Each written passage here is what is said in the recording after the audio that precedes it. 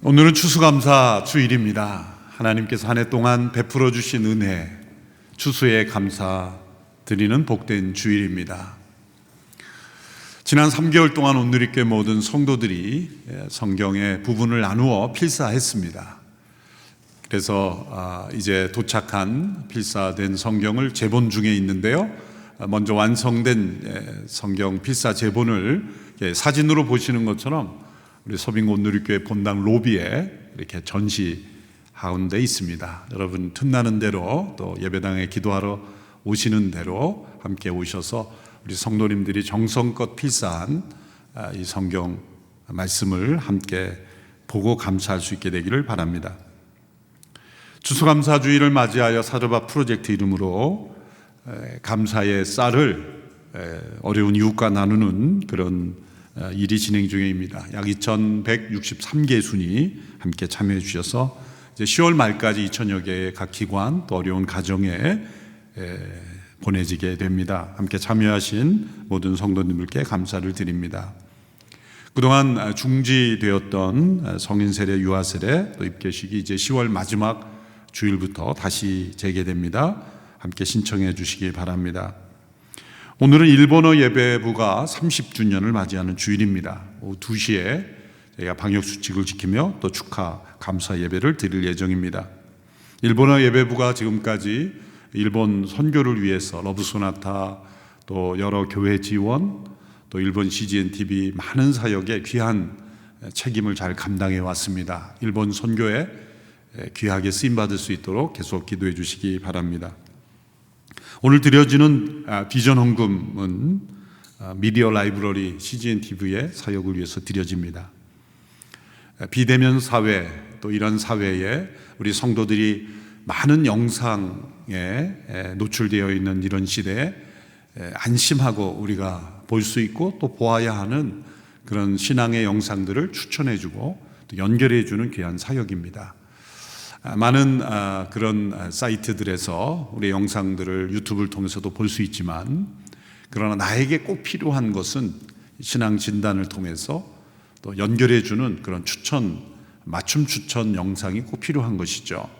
그래서 내가 듣고 싶은 것만이 아니라 마땅히 들어야 하는 나의 신앙생활의 균형을 잡아주는 이런 영상 콘텐츠 추천 서비스입니다. 이제 한 3년 동안 준비한 이 서비스가 이제 내년 1월부터 시작이 되는데 마지막 이 작업을 돕는 일에 이 헌금이 드려지게 됩니다. 설교 후에 함께 영상을 보시고 비전 헌금 온라인으로 함께 드려지게 됩니다. 나라 민족을 위해서 우리가 계속해서 기도하고 있습니다. 국회에서 제정되는 법들은 이 사회를 바꾸는 중요한 것입니다. 우리가 포괄적 차별금지법을 반대하고 기도하고 있습니다. 또 최근 입법 예고된 낙태에 관한 법은 참 우리의 마음을 아프고 슬프게 하는 하나님의 창조 질서를 거스르는 그런 법의 내용입니다. 우리 간증한 우리 학생처럼 모태에 있는 그 자녀는 생명입니다. 14주까지는 개인적인 의사로 낙태가 허용되고 24주까지는 사회 경제적인 이유로 허용된다는 것, 이것은 생명을 모태로부터 죽이는 살인행위입니다. 많은 이유가 또 어려운 형편이 있을 수 있지만 많은 입양단체, 기관들이 그 생명을 보호할 수 있는 이 시대에 생명을 해친다는 것은 하나님께서 슬퍼하신 일입니다. 우리가 지금 이렇게 함께 모이지 못하고 또 경제가 붕괴되고 사회가 소멸될 위기에도 우리는 매일 뉴스를 통해 몇 명이 희생되었는지 몇 명이 확진되었는지를 확인하고 있지 않습니까? 그 하나의 숫자가 올라갈 때 우리의 마음이 얼마나 안타깝습니까? 그러나 전 세계 코로나로 인한 또 온갖 질병으로 인한 사망자보다 어머니 모태에서 사망되는 생명이 더 숫자가 많습니다. 이 나라 민족이 이러한 것을 허용되는 사회가 되지 않기를 우리는 기도해야 하고 또 목소리를 내야 하고 또 이것이 반영될 수 있도록 노력해야 할 줄로 믿습니다. 그래서 이 나라 민족 가운데 만연했던 거짓과 부정과 음란의 죄악을 회개하고 헛된 우상과 탐심의 죄악을 회개하고 하나님 앞에 바르지 못한 교회와 우리의 죄악을 회개하고 이 나라 민족이 올바른 하나님의 창조 질서를 지켜가는 나라 되게 하옵소서. 우리가 합심하여 함께 기도하며 나가기를 원합니다. 살아계신 하나님 아버지, 이 나라 민족을 긍휼히 여겨주시고 하나님의 창조 질서를 무너뜨려가는 나라가 되지 않게 하여 주옵소서. 포괄적 차별금지법의 이름으로 또한 낙태를 허용하는 법으로 하나님의 생명을 해치는 일들이 일어나는 나라가 되지 않게 되기를 간절히 원합니다. 하나님께서 창조하신 소중한 생명이요, 그 어떤 이유로도 이 생명을 해칠 수 없음을 믿습니다. 주님, 수많은 생명들이 모태로부터 죽어가고 있는 이 엄청난 비극이 이 나라에 계속 이루어지지 않게 해주시고 합법화되지 않게 해주시고 허용되지 않도록 인도해 주시옵소서. 이 나라 민족 가운데 하나님의 창조 질서가 지켜지기를 원합니다. 이 나라 민족이 거짓과 부정과 음란과 헛된 우상과 탐심으로 무너지는 나라가 되지 않게 되길 원합니다. 하나님의 진노를 자초하는 나라가 되지 않게 되길 원합니다. 한국교회를 불쌍히 여겨주시고 소금과 빛의 사명을 감당케 하시고 다시금 이 사회의 소망이 되며 빛이 되는 자녀들 되게 하여 주시기를 원합니다. 이 어두운 세상을 밝힐 수 있게 해주시옵소서. 새롭게 하옵소서. 살아계신 하나님, 역사하시는 하나님, 오늘 추수감사주의를 맞이하여 우리의 잃어버렸던 감사를 회복하기, 다시 한번 우리의 삶 속에 역사하시는 하나님의 손길을 체험하기를 원합니다. 주여, 이 나라 민족을 불쌍히 여겨주시사 하나님의 창조 질서를 무너뜨리는 이 나라 되지 않게 하여 주옵소서. 인권과 자유의 이름으로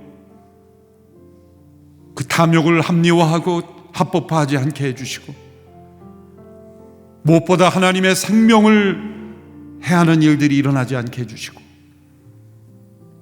하나님의 창조 질서가 바르게 지켜져 하나님의 축복의 통로가 되는 나라 되게 하옵소서.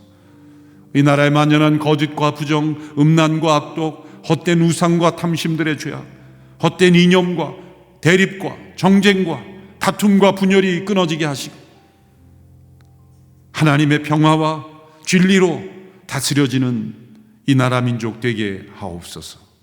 한국교회가 하나님의 말씀 앞에 바로서 복음에 합당한 교회가 되어서 이 세상을 건강하게 바뀌며 하나님의 창조 질서를 이 세상 가운데 보여주는 주님의 백성들이 되게 하옵소서. 예수님의 이름으로 기도하옵나이다. 아멘. 우리는 코로나 재난으로 인해서 우리가 당연하다고 여겼던 것들이 얼마나 소중한 감사의 제목이었는지를 다시 한번 발견하게 되었습니다. 추수감사 주일의 목적도 마찬가지입니다.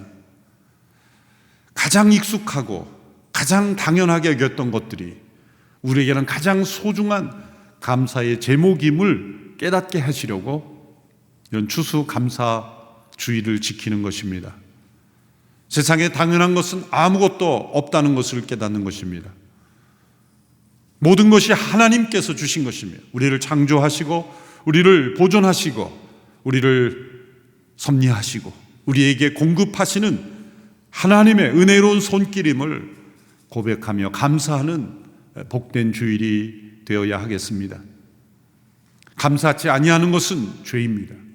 디모데후서 3장에 보면 말세에 고통하는 때가 이를 것이다. 그리고 그때에 일어나는 죄악들을 열거하고 있습니다. 자기를 사랑하고 돈을 사랑하고 부모에게 순종하지 아니하고 탐욕과 배반과 온갖 죄악들의 목록을 열거하는 가운데 그 한복판에 적혀 있는 것이 바로 감사하지 않는 것입니다. 앞서 열거한 죄들은 죄라고 다 인식을 하고 살아갑니다. 그러나 우리는 감사치 아니하는 마음을 죄라고 생각하지 않습니다. 감사하는 것은 더 훌륭해지는 것이 아닙니다. 정상적인 삶을 사는 것입니다. 마땅히 우리는 감사하며 살아가야 하는 인생임에도 불구하고 감사치 않기에 우리의 영혼에 치명적인 손상을 입은 상태로 우리는 살아가게 되는 것입니다. 로마서 1장에서는 우리가 감사치 아니하는 것을 하나님을 영화롭게 하지 않는 대표적인 죄로 열거합니다. 또한 감사치 아니하는 그 마음의 생각이 얼마나 어두워지고 허망해지는지를 설명하고 있습니다. 로마서 1장 21절의 말씀을 보십시오. 그들은 하나님을 알면서도 하나님을 영화롭게 하지도 않고 감사하지도 않았습니다. 오히려 그들의 생각이 허망해졌고 그들의 어리석은 마음은 어두워졌습니다. 감사하지 않는 마음은 어두워지고 허망해진다는 겁니다. 바로 타락한 마음을 설명하는 말씀이죠.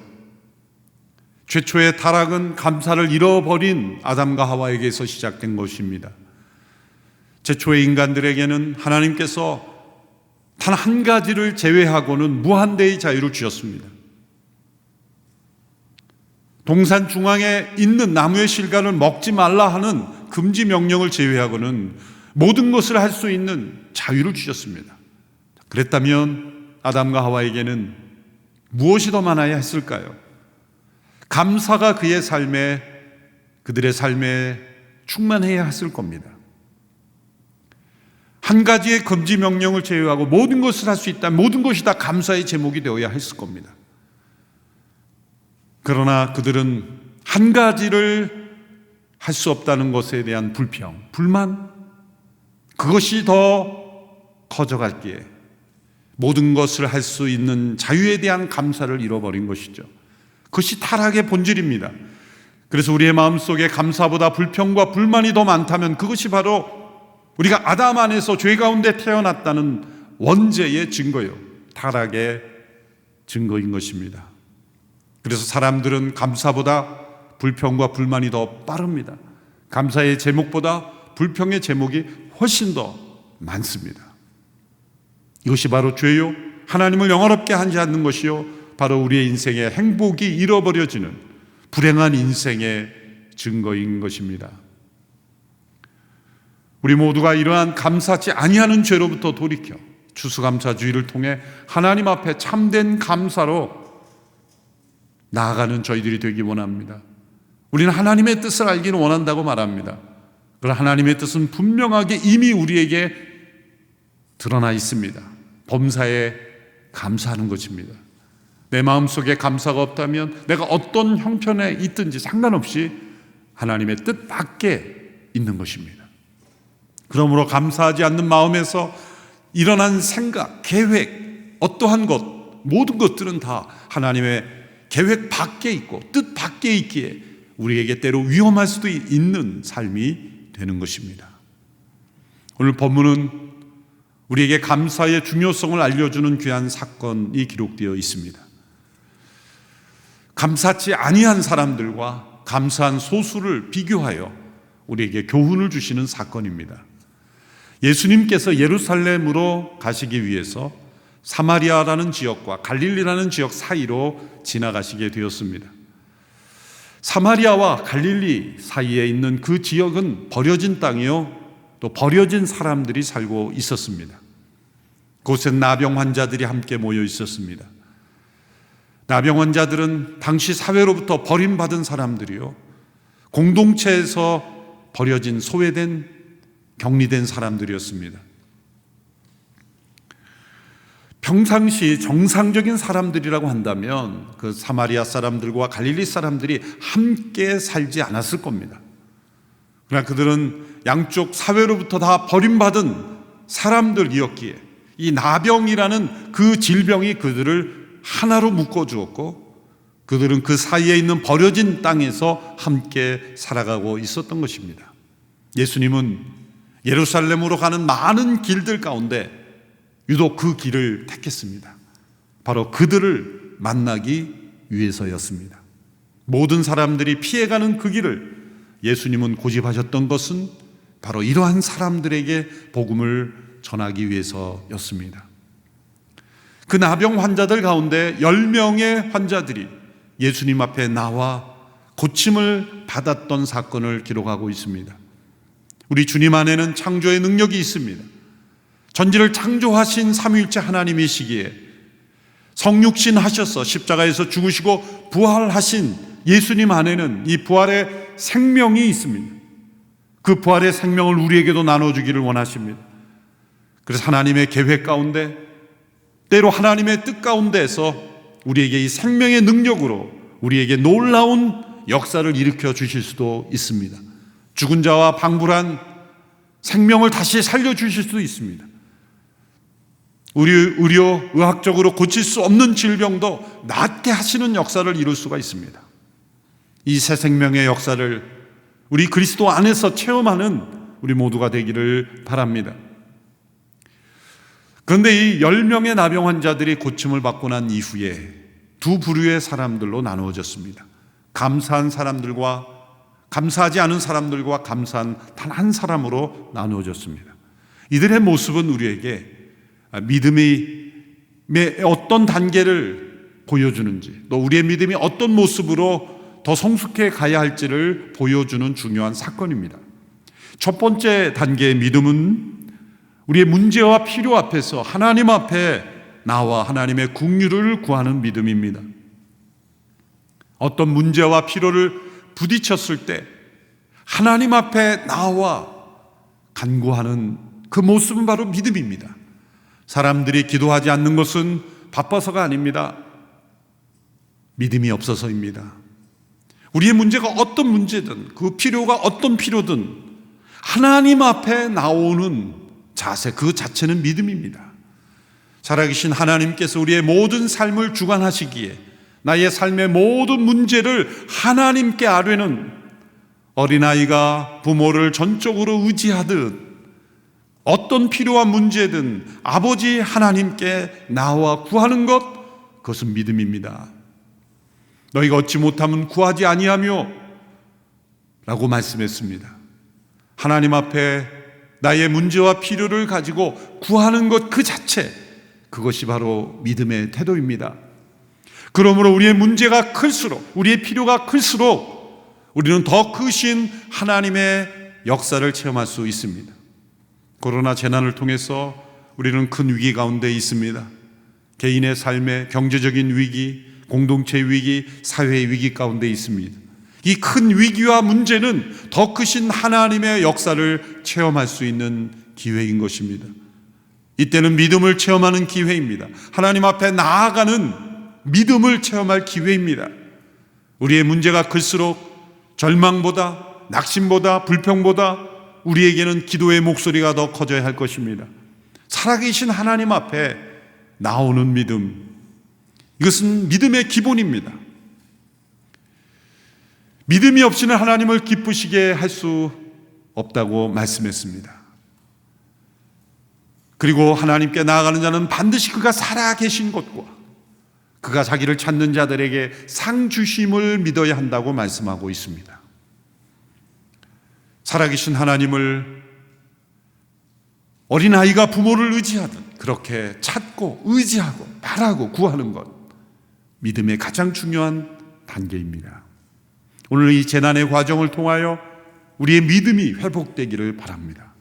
하나님 없이 의지하지 않고 살아갔던 나의 재능, 지식, 물질, 경험을 의지하며 살아갔던 우리의 인생이 이러한 재난을 통하여 하나님 의지하지 않고 살아갈 수 없다는 것을 깨닫고 믿음으로 살아가는 이 기간이 된다면 우리는 이 코로나 재난을 통하여 이 값비싼 대가를 치르며 우리가 얻어야 할 믿음의 체험을 얻게 되는 것입니다. 10명의 나병 환자들은 많은 나병 환자들 가운데 믿음을 가지고 나온 것이죠. 이 모두가 믿음입니다. 그 사마리아와 갈릴리 지역에 그 사이에 있던 마을에 10명만 환자들이 있었을 것은 아닙니다. 틀림없이 더 있었을 겁니다. 그러나 10명이 예수님께 나온 것이죠. 나온 것 자체가 믿음이요, 믿음의 발걸음을 통하여 예수님께 우리를 불쌍히 여겨주세요, 우리를 고쳐주세요 라고 간구했던 그 자체, 그것이 바로 믿음의 모습이었던 것입니다. 그러나 더 나아가 두 번째 단계의 믿음이 여기서 나타납니다. 그것은 말씀에 순종함으로써 기적을 체험하는 믿음입니다. 예수님께 큰 소리로 부르짖는 이 환자들에게 예수님은 내가 너희를 고쳐주리라, 너희의 몸이 곧 나을 것이다, 그렇게 말씀하지 않으셨습니다. 제사장들에게 가서 너희의 몸을 보이라 말씀하셨어요. 왜 제사장들에게 가서 몸을 보이라고 말씀하셨을까요? 율법에 따르면 나병 환자들이 자신의 몸이 나았을 때 제사장에 가서 확인을 받아야 했습니다. 다시 공동체 그리고 자신이 속했던 사회로 복귀할 수 있는지 여부를 제사장이 확인해 주어야만 했던 것입니다. 의료인이 없었던 당시에는 제사장이 그들의 피부를 확인하고 그리고 병이 나았음을 확인하는 도장을 찍어 주었던 것이죠.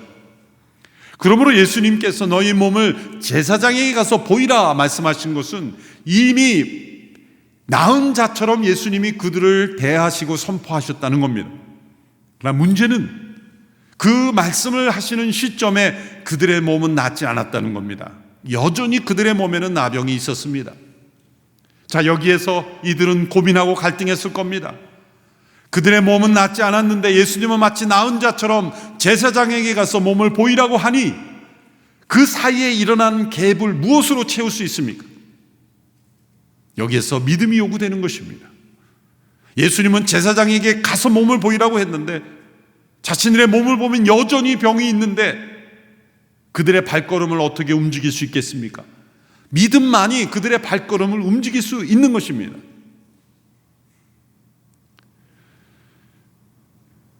놀라운 것은 그들이 제사장에게 예수님의 말씀대로 순종하여 갔다는 것입니다. 놀라운 일은 그들이 가는 도중에 일어났습니다. 오늘 보면 14절의 말씀을 보십시오. 예수께서 그들을 보고 말씀하셨습니다. 제사장들에게 가서 너희 몸을 보이라. 그러자 그들은 가는 도중에 몸이 깨끗해졌습니다. 가는 도중에 몸이 깨끗해졌습니다. 그들의 몸이 깨끗해진 후에 간 것이 아니라 가는 도중에 깨끗해졌다는 것은 이들이 그 발걸음을 출발할 때는 몸이 낫지 않았다는 겁니다. 그러나 그들은 예수님의 말씀에 순종하여 제사장에게로 길을 걸었다는 겁니다. 그때 그들에게 치유의 역사가 일어났다는 겁니다. 예수님이 왜 이런 방식으로 이들을 고쳐주신 걸까요? 우리는 증거를 다 확실히 보면 믿겠다고 합니다.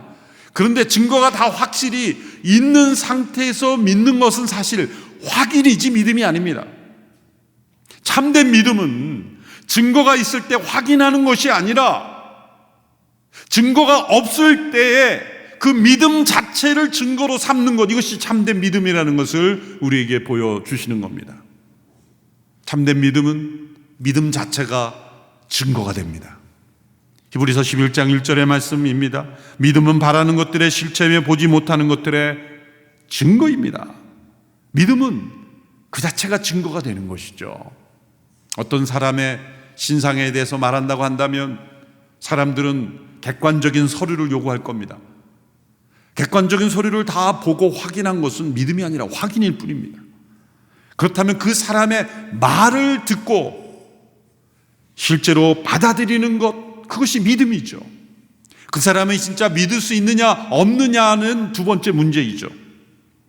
그러나 진정 믿을 수 있는 예수 그리스도 그분께서 하신 말씀을 증거를 가지고 확인하는 것이 아니라 아무 증거 없어도 믿음 자체가 먼저 증거가 되는 것, 이것이 바로 두 번째 중요한 믿음의 단계인 것입니다. 10명의 나병 환자들은 예수님의 말씀을 믿었고 그리고 제사장에게로 길을 걸어가는 믿음의 순종을 보였습니다. 그때 그들에게 치유의 역사가 일어나는 것이죠. 바로 이 두 번째 단계의 믿음입니다. 하나님의 말씀은 능력이 있어서 그 말씀에 순종하는 자들에게 믿음이 증거가 되어 놀라운 역사를 이루는 것, 그것이 바로 참된 믿음의 역사입니다. 이 어려운 시대에 우리는 하나님의 말씀을 믿고 의지하는 순종을 통하여 살아계신 하나님의 응답을 체험하는 우리 모두가 되어야 합니다. 재난의 때는 말씀을 경험할 수 있는 기회입니다. 위기는 참된 믿음을 시험하는 기간입니다. 그러나 믿음은 여기에서 그치지 않습니다. 참된 믿음은 세 번째 단계로 나아갑니다. 그것은 엎드려 감사하는 믿음입니다. 이렇게 10명의 나병 환자가 예수님 앞에 다 믿음으로 나왔습니다. 또 10명의 나병 환자들이 다 예수님의 말씀에 순종하여 가는 도중에 고침을 받았습니다. 그런데 그 10명 중에 단 한 사람만 예수님께 돌아와 엎드려 감사했습니다. 그리고 나머지 9명은 감사하지 않았습니다. 오늘 본문 15절 16절의 말씀을 보십시오.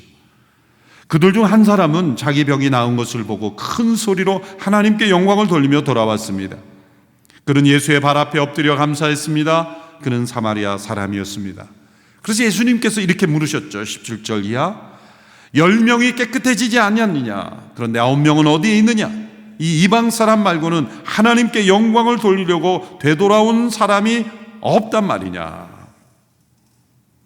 예수님께서 10명이 깨끗해졌는데 왜 9명은 되돌아와 감사하지 않았냐고 말씀하신 이유가 뭘까요? 이 9명도 믿음의 사람이었기 때문이죠.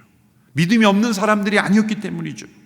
그들도 예수님께 믿음으로 나왔고 믿음으로 자신의 문제를 가지고 나왔고 또 예수님 말씀에 순종하여 믿음으로 기적을 체험한 사람들입니다. 그런데 그들 가운데 한 사람만 되돌아와 엎드려 감사했다는 것은 그들이 참된 믿음의 완성에 이르지 못한 것을 예수님께서 안타깝게 말씀하신 겁니다. 단 한 사람이 엎드려 감사했습니다. 엎드렸다라는 건 경배, 예배의 모습입니다. 엎드려 예배하는 것의 핵심, 경배의 핵심은 감사입니다. 엎드려 경배하며 감사하는 것, 이것이 바로 참된 믿음의 절정이요, 완성이요. 우리가 어떠한 상황 속에서도 하나님 앞에 드려야 될 참된 예배의 절정인 것입니다. 예수님께서는 이 돌아와 감사한 사람을 이렇게 해석했습니다. 하나님께 영광을 돌리려고 되돌아온 사람. 감사란 하나님께 영광을 돌려드리는 것이다. 이렇게 정의하셨습니다. 오늘 이 시대의 문제를 가지고 하나님 앞에 기도하지 않는 많은 성도들이 있어요. 믿음으로 살지 않는 거예요. 그 가운데 문제와 필요를 가지고 하나님 앞에 기도하는 믿음의 사람들이 있습니다. 또 기도하는 믿음의 사람은 많지만 말씀에 순종함으로 하나님의 살아계심을 체험하는 사람은 또 적습니다.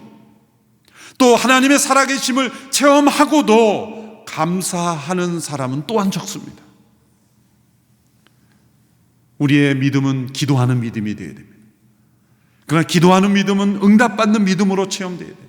응답받는 믿음은 또한 감사하는 믿음으로 나가야 하죠. 왜냐하면 감사가 믿음의 완성이기 때문입니다. 그렇다면 예수님께 감사하지 않은 9명은 어디에 있을까요? 사랑하는 가족들, 친구들에게 가서 자신이 고침받은 기쁨을 나누었겠죠.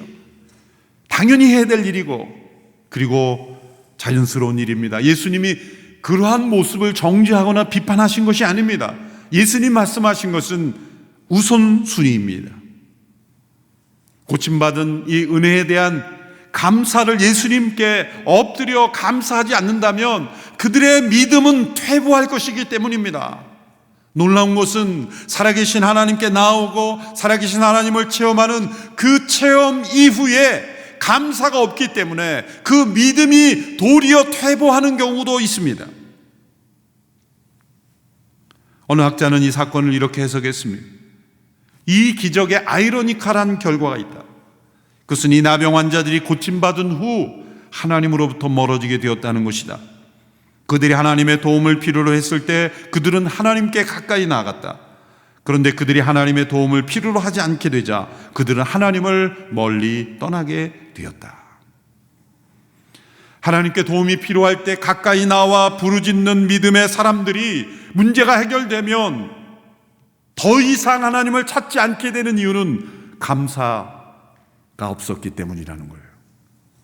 기적만을 바라는 믿음은 기적이 끝나면 감사도 끝납니다. 그러나 기적을 주신 하나님께 감사한다면 기적이 계속될 겁니다.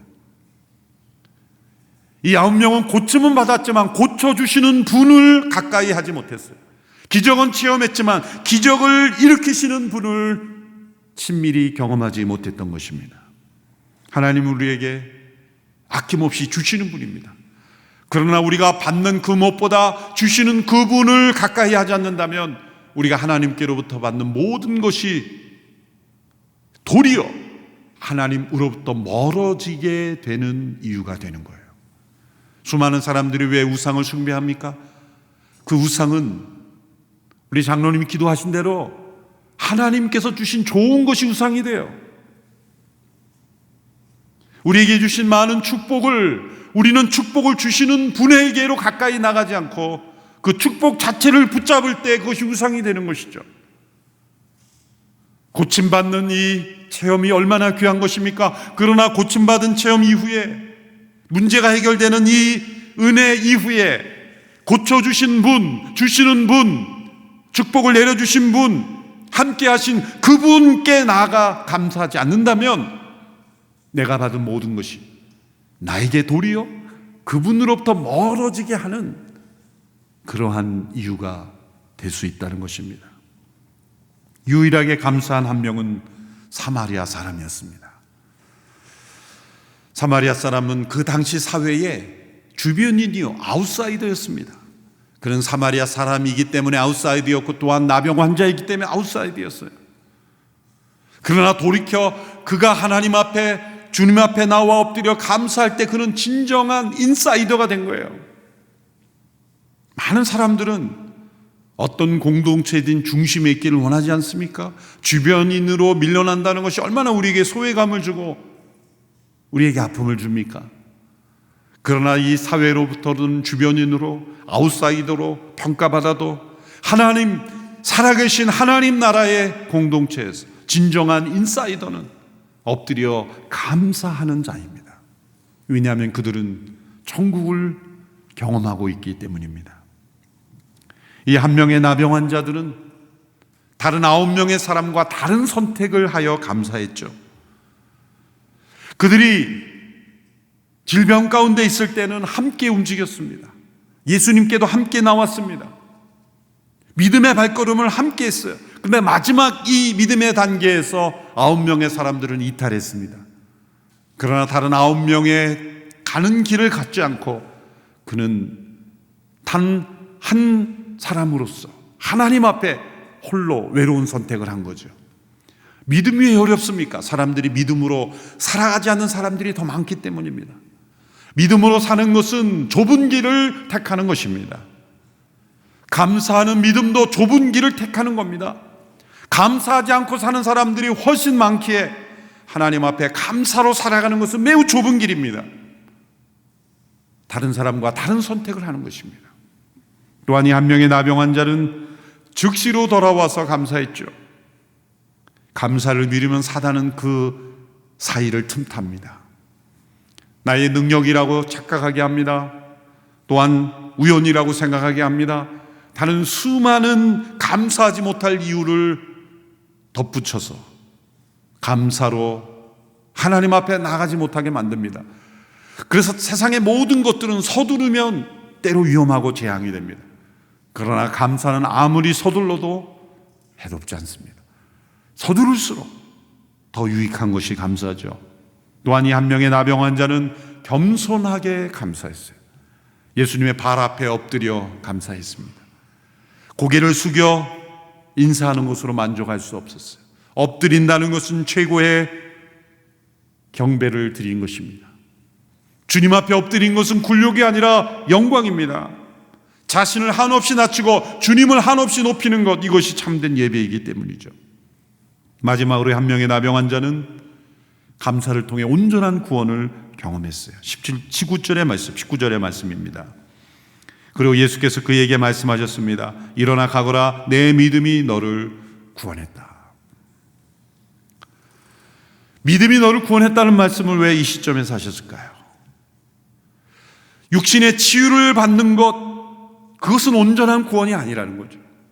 진정한 구원은 감사치 아니하는 이 타락의 상태에서 벗어나 참된 예배자로 변화되고 감사의 심령으로 하나님 앞에 예배자로 변화되는 것, 이것이 참된 구원의 증거라는 것입니다. 그가 돌아와 예수님의 발 앞에 엎드려 감사했을 때 그는 비로소 온전하게 치유된 것입니다.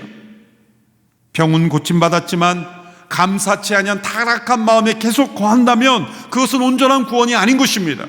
여전히 그 마음은 죄의 포로 가운데 있는 것입니다.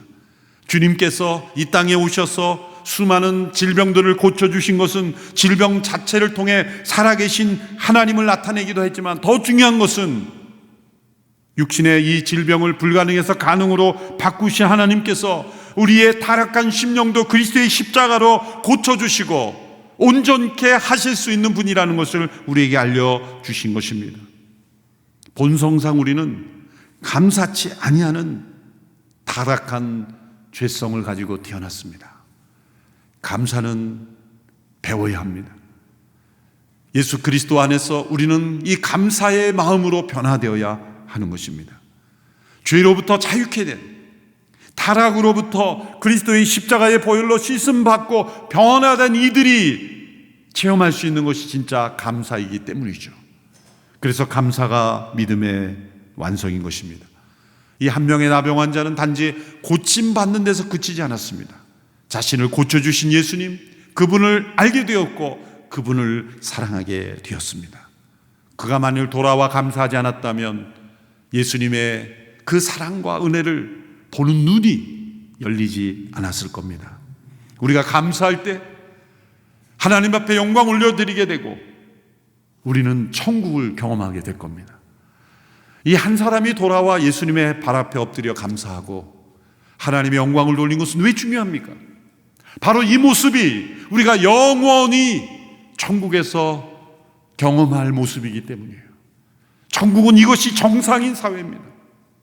이 땅에서는 이것이 믿음의 절정이요 완성이요 대단한 믿음으로 평가되지만, 우리가 영원히 거할 천국은 이것이 정상인 사회, 당연한 사회, 자연스러운 모습이 바로 천국이에요.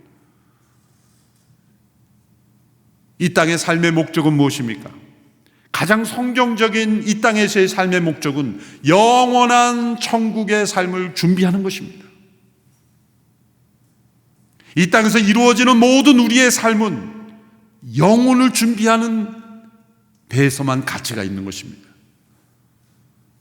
우리가 영원한 천국에서 감사로 하나님 앞에 예배하며 영광 올려드리는 삶을 이 땅에서 경험해야 하는 것이고 체험해야 되는 것이고 연습하도록 하나님께서 우리에게 삶에 때로 이러한 은혜를 허락하시는 거예요.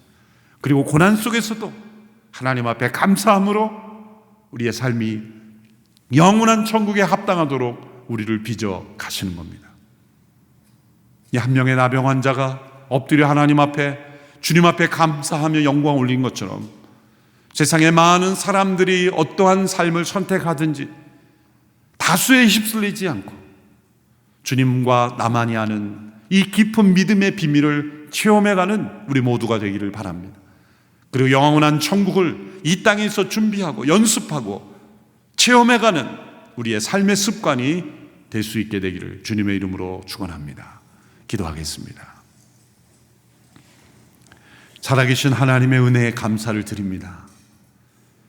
지극히 당연하게 여겼던 모든 것을 감사하지 못하고 하나님 앞에 영광 올려드리지 못했던 저희들을 긍휼히 여겨주시고 다시 우리의 삶 속에 감사가 풍성히 흘러넘치는 삶이 되게 하옵소서.